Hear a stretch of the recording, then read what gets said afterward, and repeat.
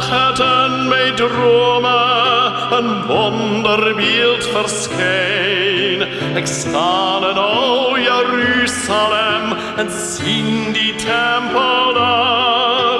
Ik hoor die zang van kinders, net zoals een engelenkoor.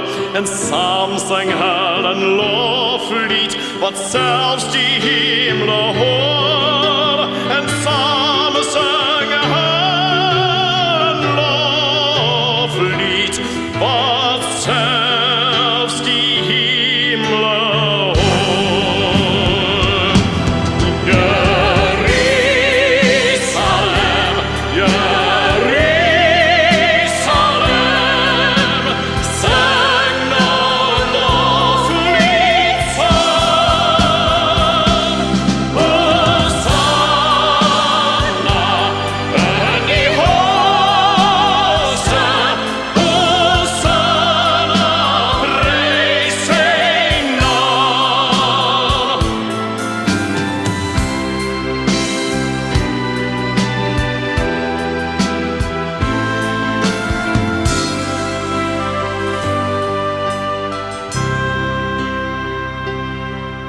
Die wonderoomlik het verdwyn en ek was weer alleen. Stil was die bly hosanna's en sange van voorheen.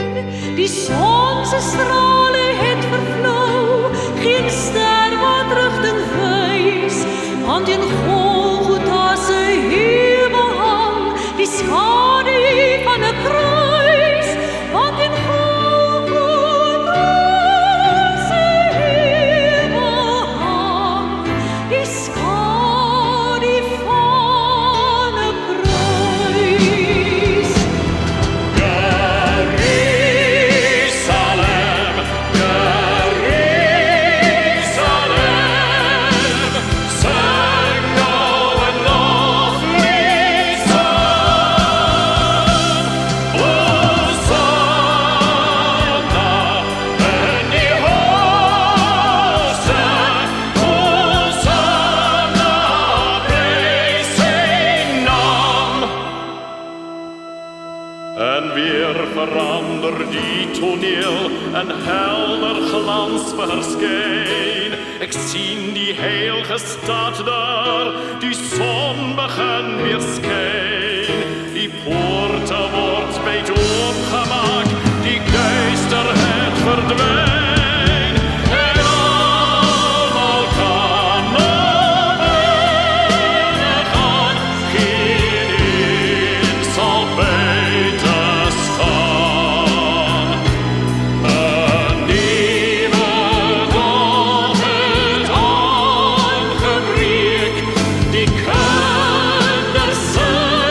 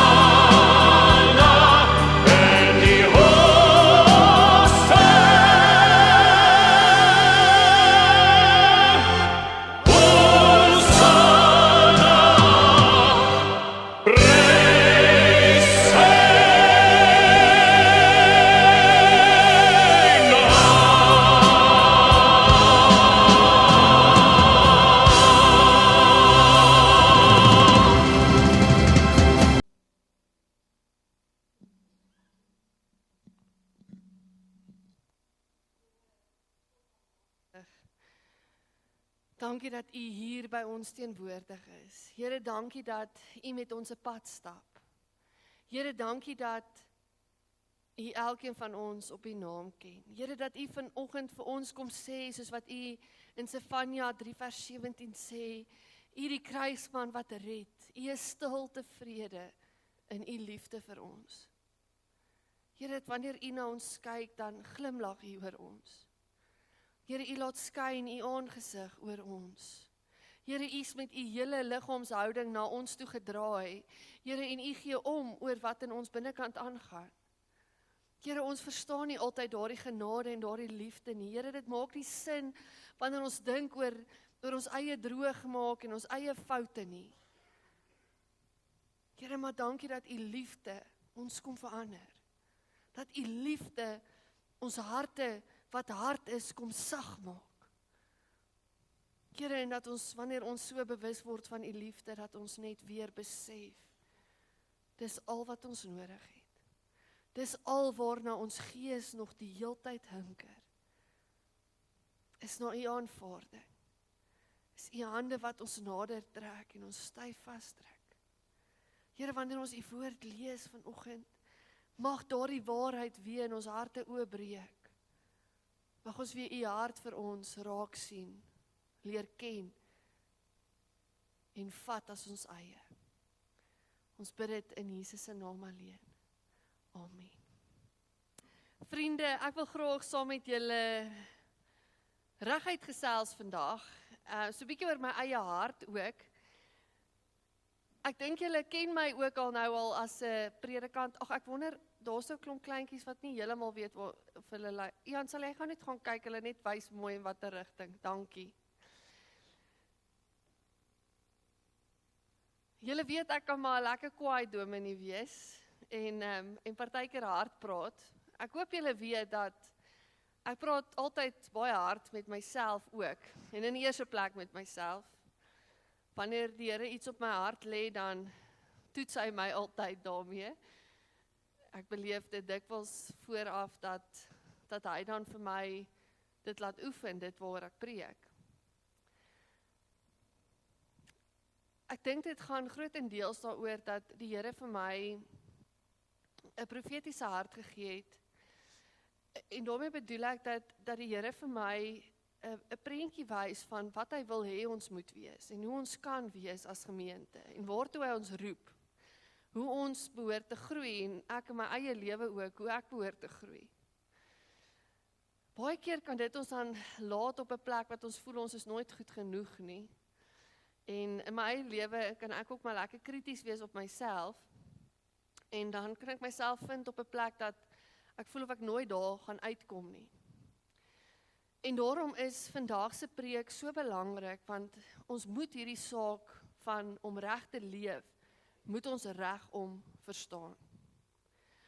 Ons leef nooit reg en poog om te groei en om beter te word, om ons eie redding te koop nie.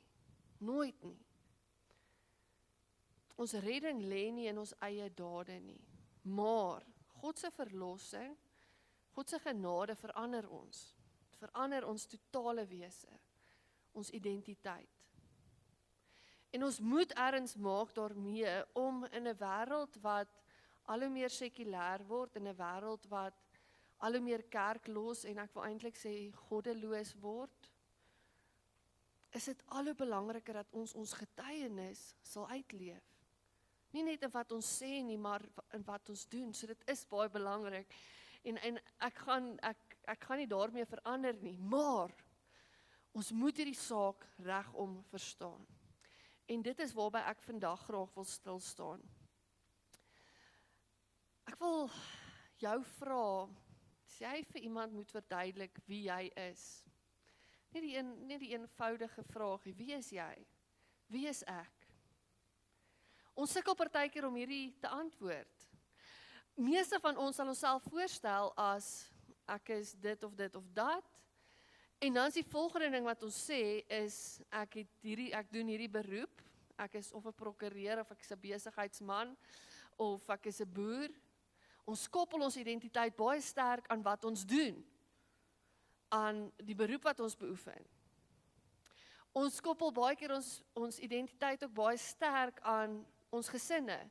Ek's hierdie een se man, ek's hierdie een se vrou, ek het soveel kinders. En dis amper hoe diep dit gaan, as ons mekaar moet vra, wie is jy? En miskien kan van julle nou hier sit en die mooi heilige antwoord gee om te sê, maar ek is 'n Christen, ek is 'n kind van die Here. Maar as ons eerlik moet wees met onsself, lê bitter min van ons identiteit regtig binne dit. Ons koppel eerder onsself en wie ons is aan ons beroep wat ons beoefen, ons gesinne, selfs ons stokperdjies, ons Christenskap, ons volgelingskap van Jesus Christus is nie altyd heel eerste nie. Maar hierdie is 'n verskriklik belangrike vraag om vir onsself te antwoord, want dit bepaal ons hele lewe. Dit bepaal hoe ons in verhoudings optree, wie ons is, wie ons glo ons is. Dit bepaal hoe ons in verhoudings optree. Dit bepaal hoe jy leef. Dit bepaal watse besluite jy neem oor jou toekoms, oor jou kinders, oor alles. En dit bepaal ook jou verhouding met die Here. En jou verhouding binne 'n gemeenskap. Wie jy is en wat jy glo oor jouself is verskriklik belangrik. Ek onthou, ek dink ek was graad 4 gewees, toe ek die eerste keer in 'n Engelse klas kom, met die juffrou praat regtig net Engels. Dit was nogal skrikwekkend, maar ek onthou sy het iets op haar papier op muur gehad, wat gesê het. Ek kon nou nie begin nie mooi verstaan nie, maar aan die einde van die jaar het ek verstaan. En die woorde sê, the me I see, the me I'll be. En ek het lank met hierdie woorde geworstel, wat beteken dit nou? Buiten weet wat dit in Afrikaans beteken, maar wat beteken hierdie woorde? En later het dit my begin byval, en ek het dit begin verstaan. En dis iets wat tot vandag toe nog by my bly. Hoe ek myself sien, dit is die persoon wat ek gaan wees, dis hoe ek gaan optree.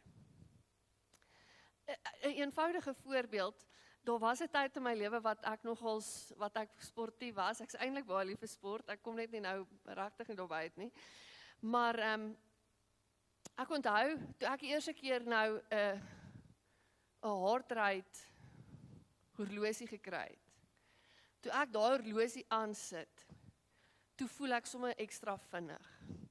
Toe voel ek, nou is ek een van die. Ek is een van daai prentjies wat jy sien in die tydskrifte en van hierdie wat die regte tekkies aan het, jy het regte skiband aan en jy's reg vir hardloop. Jy voel regtig sommer sterker en vinniger. Miskien het van julle dit ook al beleef. As jy die regte klere aan het, dan voel jy reg vir dit wat jy moet doen. Dit gaan oor identiteit.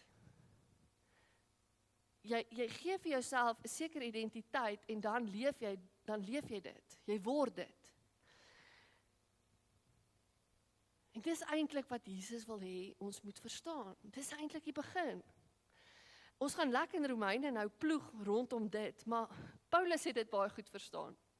Paulus praat vir die eerste 11 hoofstukke in Romeine oor wie hulle as Christene is, hulle identiteit. Hy praat nie met hulle oor alles wat hulle moet doen.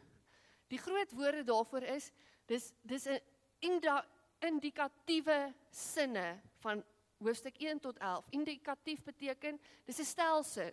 Dit is 'n feit. Dit word gesê, julle is dit, julle is so. Dis wie julle is. Die hele eerste 11 hoofstukke van Romeine. Julle is uit genade gered. Julle is vrygekooptes. Julle is kinders van God. Eers die hoofstuk 12 tot 16 begin Paulus dan eers te sê, dit is nou die imperatief, dis nou wat julle moet doen. Dis wat God van julle vra, dis wie julle is, dis wat julle moet doen. Maar die eerste 11 hoofstukke spandeer hy net om hulle te verduidelik wie hulle is. En dis nou in hierdie gedeelte wat ek met julle wil deel uit Romeine 8 uit. Romeine 8 vanaf vers 9 tot 17.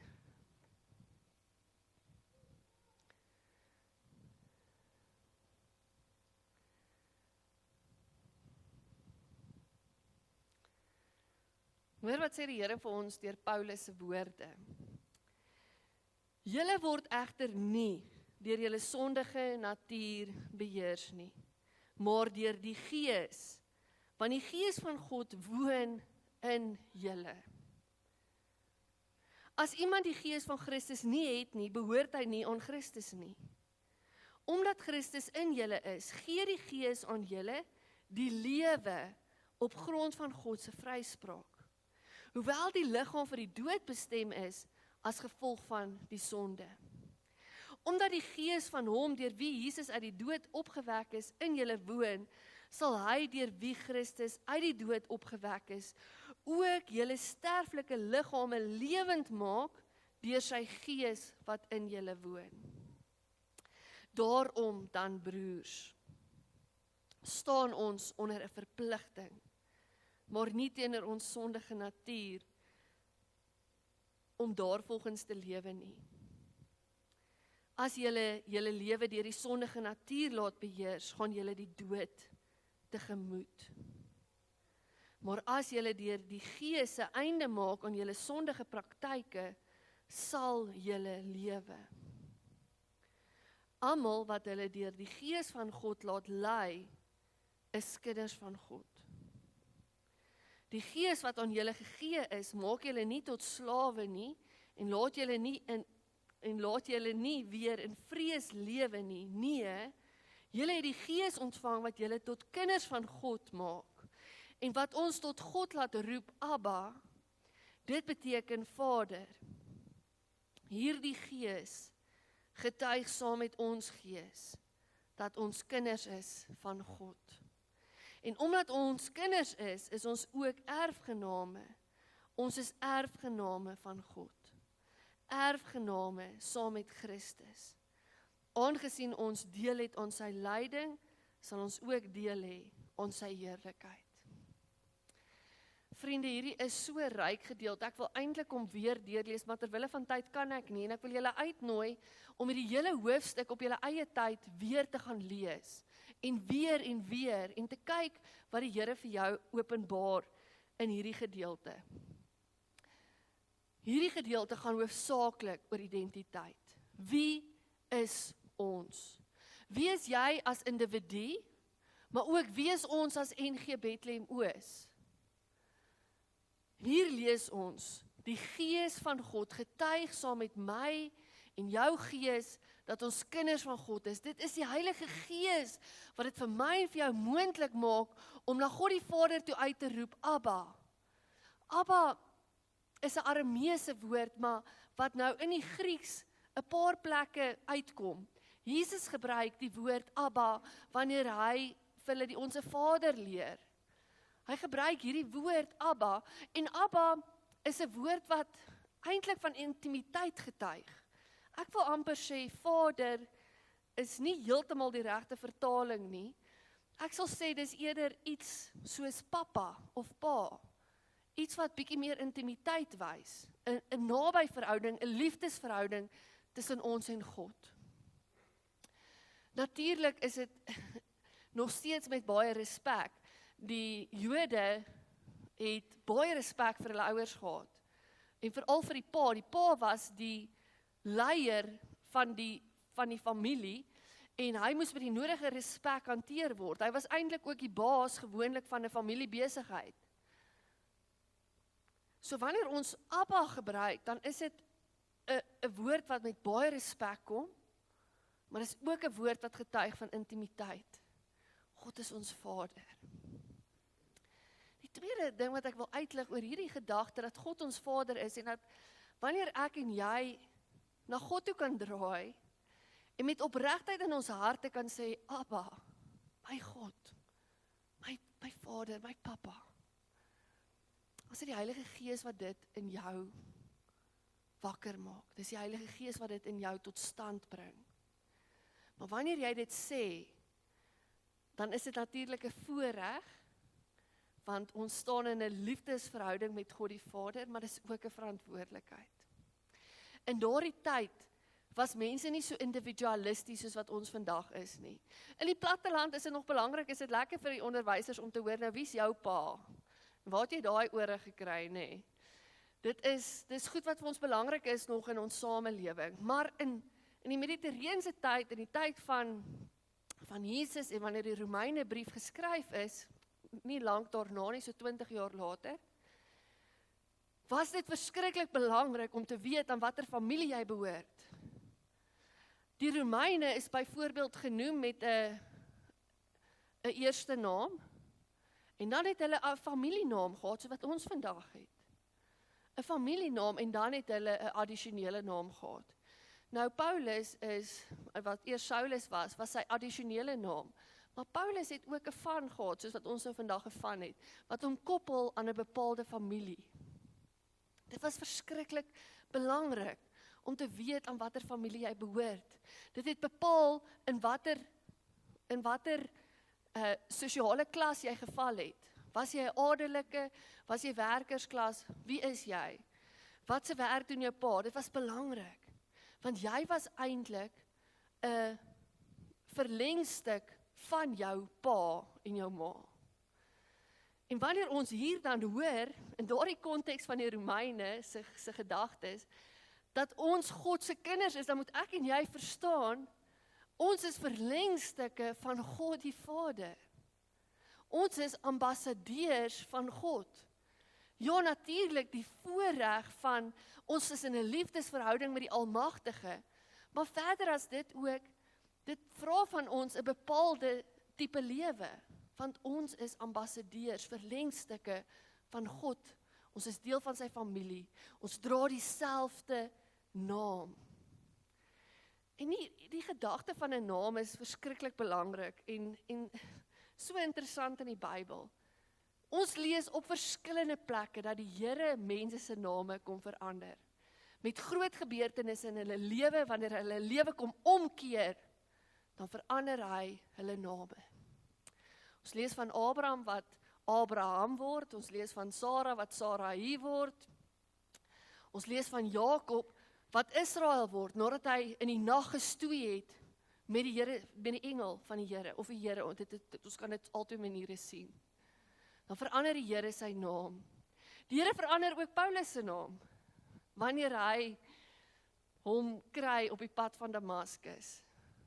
Wanneer hy die heerlikheid van God sien, wanneer daar nie eers 'n papierlaagie is tussen aarde en hemel nie, maar Paulus reguit in die hemel insien, en hy kyk in die heiligheid van God vas, die heiligheid wat hom blind maak, dan verander die Here Saulus na Paulus. Hy verander sy identiteit. Miskien is name nie vir ons so gekoppel aan ons identiteit vandag nie, maar in die Bybelse tyd het jou naam iets beteken, en dit was jou identiteit. Dit was wie jy is. So wanneer die Here die mens se naam kon verander hy hulle identiteit. Hy kom gee vir hulle 'n nuwe doelwit, 'n nuwe betekenis vir hulle lewe. Wat Paulus hier vir ons kom sê is, dit is wat nodig is om te gebeur. Vir jou om enigsins te probeer om volgens God se wil te leef, moet jy seker maak jou identiteit het verander. Dat die naambordjie op jou gebou verander het. Van die eie ek, jou eie naam, na 'n kind van God. Dit is wie jy in die heel eerste plek is. Vriende, en dit mag dalk nou vir jou vreesaanjaend klink om te dink, jy is 'n verteenwoordiger van God, maar vriende, besef net wat 'n voorreg dit is. Voorreg dat jy ingesluit word in die familie van God. In die Ou Testament het die Heilige Gees net op sekere mense gekom, nie op almal nie. Die Israeliete mag byvoorbeeld nie in die berg geraak het, waarop Moses gegaan het, om die 10 gebooie te kry nie. Hulle sou doodgaan van God se heiligheid. Maar vandag het ek en jy vrye toegang tot die troonkamer van God. Ons kan met vrymoedigheid na God toe gaan, ons kan in 'n oop, intieme verhouding met God staan, want ek en jy die Heilige Gees in ons. Die Heilige Gees wat in ons dit kom wakker maak om te weet dat ons 'n kind van God is. Nou, vriende, miskien is dit voor die hand liggend vir ons om dit te weet. Maar ek het in hierdie laaste tyd weer beleef hoe die duiwel regtig die vader van die leuns is. Hoe hy soveel keer hierdie ding in ons kom krap. En hy laat ons twyfel oor hierdie ding. En dit verander wie ons is. Hy laat ons twyfel of ons God se kinders is. Die duiwel is die aanklaer. Hy is die een wat kom sê, maar kyk, jy het alweer droog gemaak. Jy het alweer die fout gemaak. Kyk, dit is wat die Bybel van jou vra, dit is wat Jesus vir jou gedoen het, en kyk hoe lyk jou lewe. Jy is nie goed genoeg nie. Jy is nie wat jy dink jy is nie. Die duiwel kom laat twyfel my en jou aan ons identiteit. En so vernietig hy ons van binnekant af buitekant toe. Ek en jy moet leer om vas te staan in ons identiteit as kinders van God. Ten spyte van die foute wat ons maak. Vriende, wanneer jy Jesus Christus aangeneem het as jou verlosser, wanneer jy, daar is soveel verskillende maniere om te sê, maar wanneer jy weergebore is, wanneer jy tot bekering gekom het, wanneer jy besef het dat jou verlossing alleen in Jesus Christus lê, en jy jou lewe oorgegee het aan hom, op daardie punt het God jou identiteit kom verander. Wie jy is, het hy kom verander.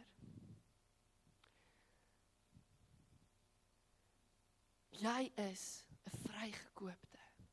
Wanneer God na jou kyk, kyk hy na jou deur die bloed van Jesus Christus. Hy sien nie meer jou sonde raak nie. Hy sien nie meer jou foute en jou tekortkominge raak nie. Hy sien jou deur die bril van Jesus Christus. Hy sien jou as 'n geliefde. Ons lees hier dat ons is saam met Jesus erfgename van God. Erfgename saam met Christus. In Markus 1 vers 9 tot 11 hoor ons die Vader en wat hy sê oor Jesus. Die Vader, nadat Jesus gedoop is, dan sê hy, in 'n stem uit die hemel, dan sê die Vader, dit is my geliefde seun, in wie ek 'n welbehae het, oor wie ek gelukkig is, oor wie ek glimlag. Dit is my geliefde seun. Vriende, ons word erfgename saam met Jesus Christus in die manier hoe God na ons kyk. Vandag kom sê die Here vir my en vir jou, en hy kom sê oor my en jou lewe, ons wat in Jesus Christus is, ons wat die Heilige Gees het, kom sê hy oor my en jou, jy is my geliefde. Vriende, ek weet, ons hier is mense wat hier sit, wat vandag so hinker daarna om dit te hoor, wat nodig het om vandag te hoor, dat die Here jou raak sien. Dat die Here nie net kyk na jou prestasie en hoeveel jy vir hom bereik nie. Dat die Here nie net kyk na hoeveel goeie goed jy doen nie. Maar die Here jou raak sien, net in wie hy is. En dat hy oor jou sê, jy is my geliefde. Ek sien jou raak, ek het jou lief. Ek is mal oor wie hy is. Miskien moet ons ook begin om dit meer met mekaar te deel. Ons sê so dikwels vir ons kinders, hoe trots ons op hulle, oor hulle goeie rugbywedstryd, of oor 'n mooi prestasie by die skool, of oor hulle sertifikaat wat hulle huis toe bring. Maar hoeveel keer sê ons vir ons kinders, ek is trots op die mens wat jy is. Ek is trots op die lig wat jy na buite skyn. Hoeveel keer sê ons vir mekaar, ek sien geestelike groei in jou, ek is trots op jou. Vriende, ons is so prestasie gedrewe, maar God vra van ons om die mens raak te sien. Ek en jy moet ook by onsself die mens begin raak sien. In ons families, in ons gemeentes, nie net so kyk na wat wie bereik nie, maar die mens te sien, die mens te waardeer, en die mens lief te hê. Dis wat God doen. Daarom moet ons partykeer doelbewus besluite neem. Ons moet kies om nie meer die goedkeuring van mense te soek nie. Ons moet kies om nie ons identiteit te soek in wat mense van ons sê nie. Hoeveel mense van ons hou, hoeveel mense ons beïndruk, hoeveel prestasies, ek sê dit nou tong in die kies, maar hoeveel balkies ek nou hier op my baadjie het nie. Ons moenie meer ons identiteit soek in die goedkeuring van mense nie. Ek sê nie daarmee prestasie is verkeerd nie. Moet my glad nie verkeerd verstaan nie. Ons moet gedrewe wees. Dit is hoe die Here ons gemaak het. Dis belangrik. Ons moenie ons identiteit soek in wat ons bereik nie. Sit soms en wees net. Ons is altyd doenig, ons is altyd besig wees met iets. Dis vir baie van ons vrek moeilik om net niks te doen nie. Maar partykeer doen net niks. Here vra dalk, iemand vra dalk vir jou nou, waarmee is jy besig? Nee, niks. Maar hoekom? Wat doen jy? Nee, ek sit net. Waaraan dink jy? Nee, ek dink dit hoe lief die Here vir my is. Miskien net ek en jy net wees vir 'n oomblik. Net daai gemeenskap met God geniet. Nie jou identiteit soek in wat jy doen nie, maar in wie jy is. Moenie jouself vergelyk met ander mense nie. Jy gaan jouself mal maak. Moenie jou identiteit so soek in besig wees nie. Soek jou identiteit in jou kind wees van God. En jy gaan vind dat dit genoeg is. Dit gaan jou lewe vereenvoudig. Jy gaan dinge doen wat jy moet doen, omdat die Here dit op jou hart druk, nie omdat mense dit van jou vra nie. Ons maak ons lewens so vol met allerlei verwagtinge van ander mense. Maar wanneer ek en jy lewe vir die plesier van God, vir God se goedkeuring, dan vereenvoudig dit ons lewe. Ja, die Here is dankbaar vir dit wat jy vir hom wil doen. Maar onthou dat, al sou jy niks vir hom doen nie, dink aan die man wat langs Jesus aan die kruis was. Daardie man het niks gehad om vir Jesus te offer nie.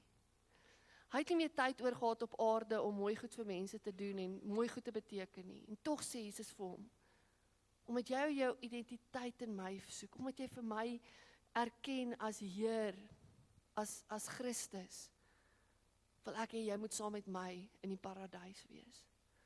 Vriende, dit gaan nie vir die Here oor alles wat ons vir hom kan doen nie.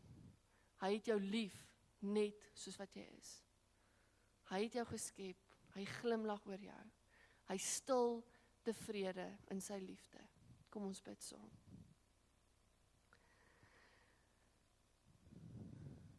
Here, God almagtig, hierdie is woorde wat ons nie lekker begryp, totdat dit U is wat dit in ons harte kom oopbreek nie. Here, hier waar harte is vanoggend wat nodig het om te hoor, dat U met liefde na hulle kyk, dat U begeer om by hulle te wees, dat U begeer om in 'n intieme verhouding met hulle te leef. Here, is my gebed dat U Heilige Gees daardie waarheid in hulle harte sal oopbreek, dat hulle dit sal besef, Here, dat hulle dit as die waarheid sal herken, dat U hulle liefhet. Here, en dit nie gaan oor wat hulle kan doen en wie hulle kan aanraak en wat se mooi goed hulle vir U kan doen in hierdie wêreld nie, Here, maar dit net gaan oor hulle, dat U ons liefhet. En natuurlik het dit sekere goed tot gevolg, natuurlik het dit 'n sekere lewe tot gevolg. Here, maar help ons om net vanoggend vir 'n oomblik stil te staan by hierdie wete, dat U gee vir ons 'n nuwe identiteit en dit verander alles. Help ons om in hierdie identiteit vas te staan en uit hierdie identiteit uit te leef vir U. Mag elkeen wat hier is glo en leef met die wete dat hulle U geliefdes is, dat hulle U kinders is, U erfgename. In Jesus se naam alleen. Amen.